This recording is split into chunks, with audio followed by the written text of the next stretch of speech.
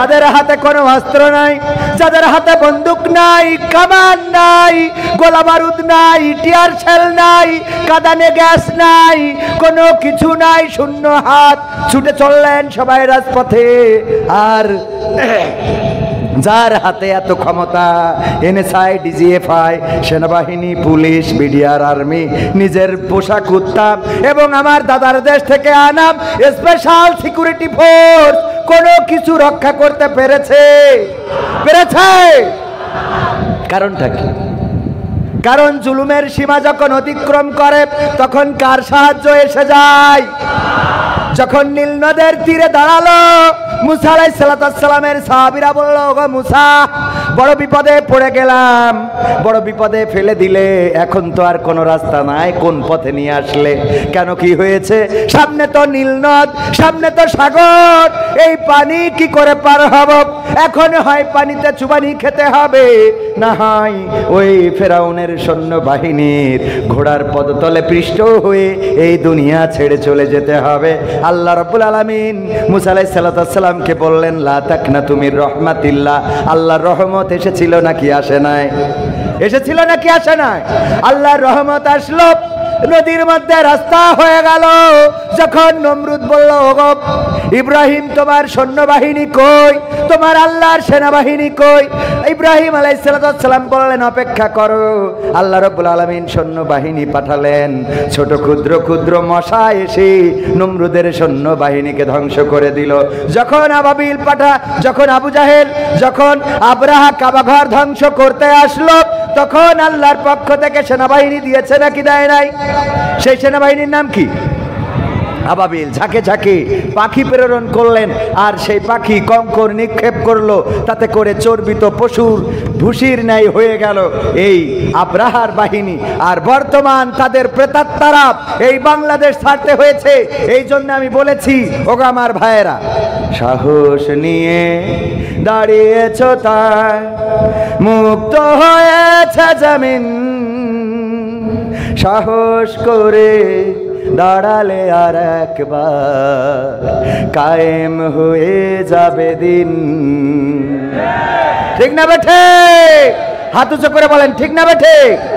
সাহস নিয়ে দাঁড়িয়েছ তাই মুক্ত হয়েছে জমিন, সাহস করে দাঁড়ালে আর একবার কায়েম হয়ে যাবে দিন। নয় নয় নয় আর কোনো ভয়, আনতে হবে দিনের বিজয়।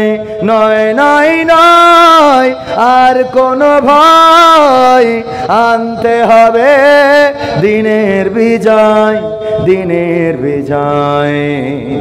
যারা ভেবেছিল ছাড়বে না আর ক্ষমতার ওই মাসনদ, দেখেছে তারা রবের পাকড়াও কি করে করে নাস্তানাবুদ।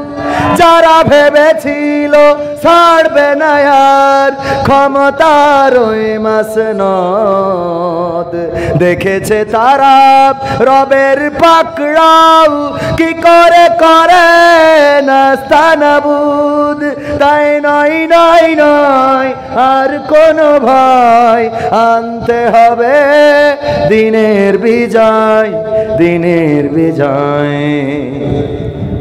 মানুষের সাথে যারা করেছে দুশ্মনী, করেছে বাড়াবাড়ি, দেশের বুকে তাদের হয়নি তো জায়গা, যেতে হলো মামার বাড়ি। মানুষের সাথে যারা করেছে দুশ্মনী, করেছে বাড়াবাড়ি, দেশের বুকে তাদের হয়নি তো জায়গা, যেতে হলো মামার বাড়ি। তাই নয় নয় নয় আর কোনো ভয়, আনতে হবে দিনের বিজয়, দিনের বিজয়। কাবা রক্ষাই যেই মহারব পাঠিয়েছিলেন আবাবিল, আজও তিনি দয়াময় তেমনই আছে, বদলেনি তো একদিন। ঠিক না বে ঠিক? বিশ্বাস হয় না? কাবা রক্ষায় যে মহান রব আবাবিল পাঠিয়েছিল তিনি কি এখন বৃদ্ধ হয়েছেন? নাউজুবিল্লাহ, বৃদ্ধ হন নাই, বয়সও হয় নাই, বরং যেমন ছিলেন তেমন আছে। এখনো যদি কোন মুসলমান রাজপথে ঝাঁপিয়ে পড়ে, যেইভাবে 5ই আগস্টে স্বৈরাচারের পতন হয়েছে, কোরআন বুকে নিয়ে যদি রাজপথে নামতে পারেন, আল্লাহর কসম করে বলি আগামীর দিন হবে কোরআনের দিন, আগামীর দেশ হবে ইসলামের দেশ।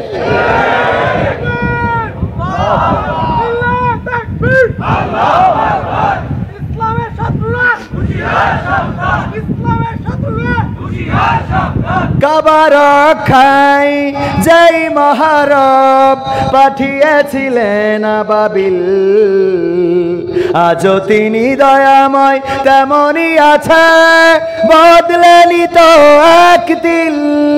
তাই নয় নয় নয় আর কোনো ভয়, আনতে হবে দিনের বিজয়, দিনের বিজয়।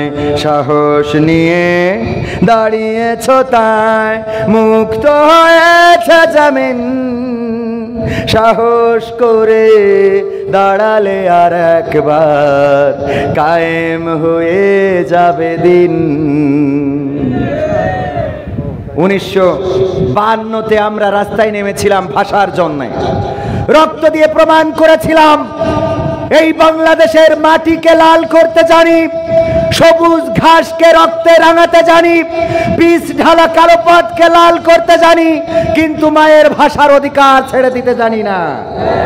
1971-এ আমরা রাজপথে নেমে প্রমাণ করেছিলাম, ওগো পাকিস্তানি হানাদারেরা, তোমরা দেখে নাও আমরা লাখে লাখে শহীদ হতে জানি, কিন্তু বাংলাদেশের মানচিত্রের অধিকার ছেড়ে দিতে জানি না। আগস্টে আমরা রাস্তায় নেমেছিলাম, জুলাই থেকে আন্দোলন শুরু হয়েছিল, 35শে জুলাই আমরা বিজয় অর্জন করে দেখিয়ে দিয়েছিলাম আমরা নিরস্ত্র হতে পারি, তবে আমরা রক্ত দিতে কার্পণ্য বোধ করি না। আমরা রক্তের সাগর ঢালতে জানি, কিন্তু স্বৈরাচারের শাসন মেনে নিতে জানি না।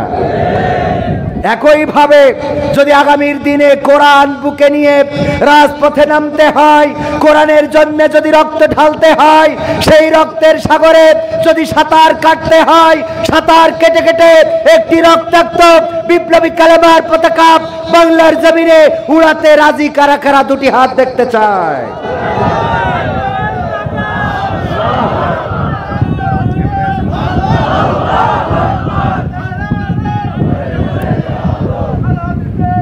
সম্মানিত ভাইয়েরা, অনেক জায়গায় যাওয়ার সুযোগ হয়েছে। আসলে সমস্যাটা হলো এই জায়গাটা হলো সেই জায়গা যেই জায়গায় বাংলাদেশের সেক্রেটারি জেনারেলের, বাংলাদেশ জামাত ইসলামীর সেক্রেটারি জেনারেলের বাসা।